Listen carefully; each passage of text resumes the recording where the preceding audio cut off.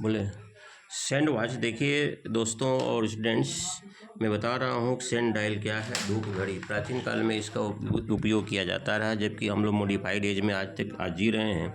लेकिन प्राचीन काल में सैंड वॉच से ही, सैंड डायल से ही लोग काम चला रहे थे। सन डायल, सन माने धूप होता है, डायल माने सपाट होता है, एक कार्डबोर्ड होता है। उसमें एक प्राचीन उपकरण है जिसका उपयोग सूर्य की स्थिति के आधार पर समय जानने के लिए किया जाता रहा।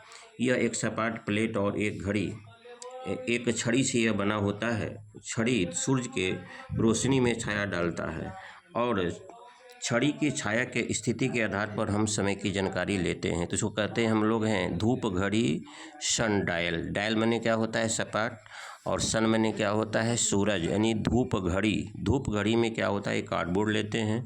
कार्डबोर्ड में एक ट्रेंगल टाइप का इक्वालेटरल ट्रेंगल सेम एरिया में क्या करते हैं, बांट देते हैं। उस पर एक छड़ी होती है, स्टिक होती है, धूप में रख देते हैं।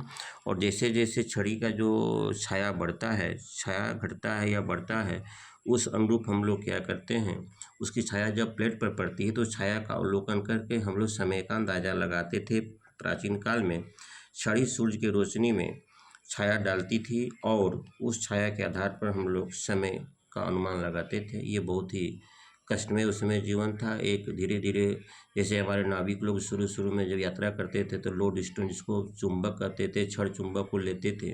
जहाँ आंधी तूफान अगर मौसम गड़बड़ होता था तो रस्सी में टांग लेते थे। वह चुंबक नॉर्थ साइड में रुकता था तो उन लोगों को मालूम होता था कि हमारी यात्रा किस दिशा में ट्रेवल कर रही है। तो डियर स्टूडेंट्स, हमारे दोस्त हों, चाहे हमारे साथी हों, चाहे जो ये शिक्षा प्रेमी हो, इस वीडियो को लाइक से सब्सक्राइब करेंगे, जिसको कहते हैं हम लोग धूप घड़ी sun dial. Thank you very much.